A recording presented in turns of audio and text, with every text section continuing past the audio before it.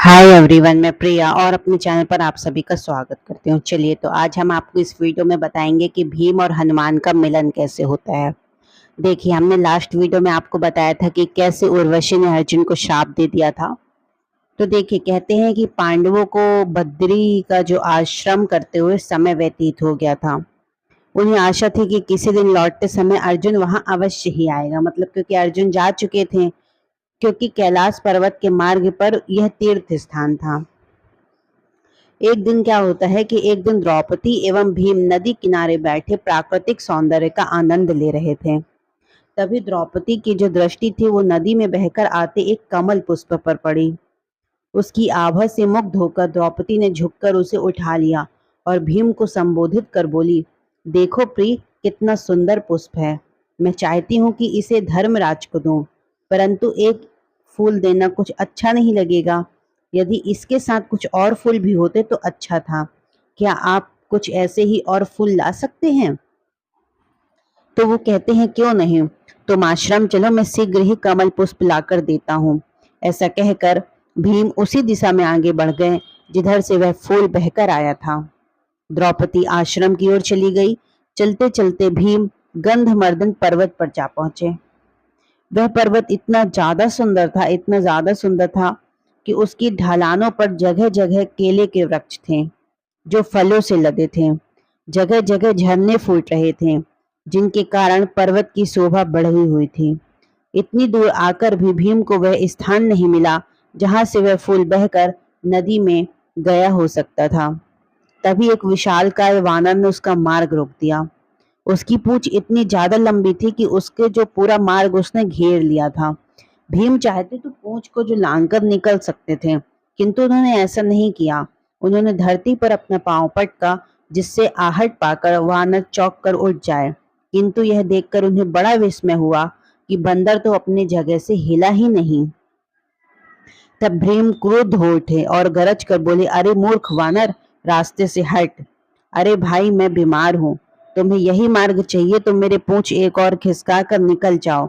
वानर मतलब बहुत ही दीन स्वर में बोलते हैं। तब भीम झुके और उन्होंने एक झटके से वानर की पूंछ उठाकर एक और पटकनी चाहिए, मगर अगले ही क्षण महाबली जो भीम थे वो सकते में आ गए। मतलब हटाना उठाना तो दूर, उसे मतलब उन जो हनुमान जी की पूंछ थी, उन्हें नहीं पता था कि वो हनुमान जी हैं और उनकी पूंछ को वो हिला तक नहीं पाए।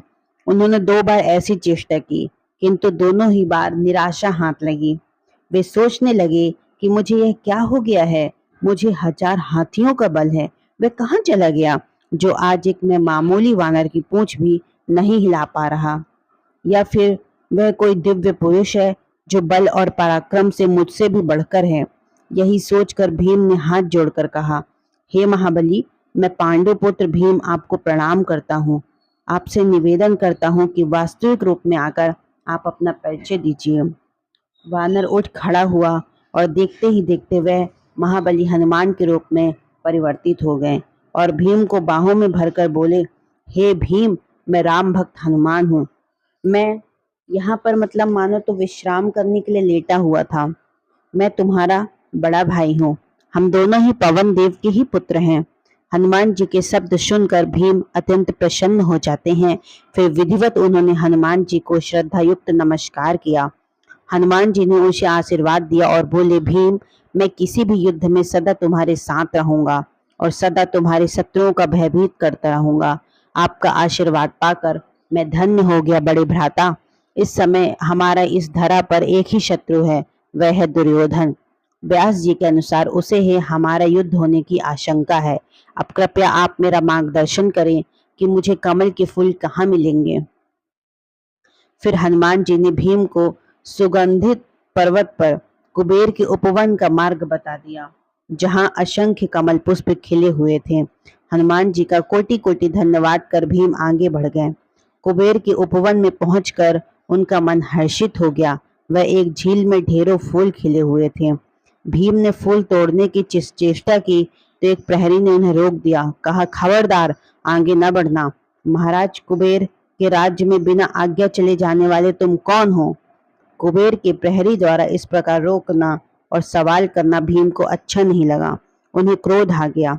मगर अपने क्रोध पर काबू पाकर उन्होंने कहा, मैं आपके सरोवर को किसी प्रकार की हानि पहुंचाने नहीं आया हूँ। मुझे तो कमल के कुछ पुष्प चाहिए। यदि आप अनुमति दें तो मैं आपका आभारी रहूंगा।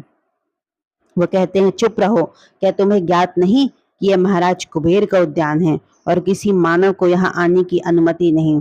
पुष्प लेने की बात तो दूर, तुम उन्हें छू भी नहीं सकते। आखिर तुम हो कौन जो देवताओं के इस क्षेत्र में घुस आए हो? तो वो कहते हैं कि मैं हस्तिनापुर के महाराज पांडु का पुत्र हूँ। मैंने आपसे विनती की है कि मुझे अपने भाई को अर्पित करने के लिए कुछ कमल पुष्प चाहिए। चंद फूल ले लेने से इस उद्यान की शोभा नहीं बिगड़ जाएगी।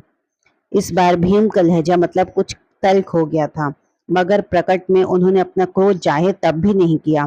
मगर वह मूर्ख सैनिक उन्हें पूर्ववत की तरह डांटने फटकारने लगा। अब मानो तो जो भीम का संयम था वो जा ही रहा था।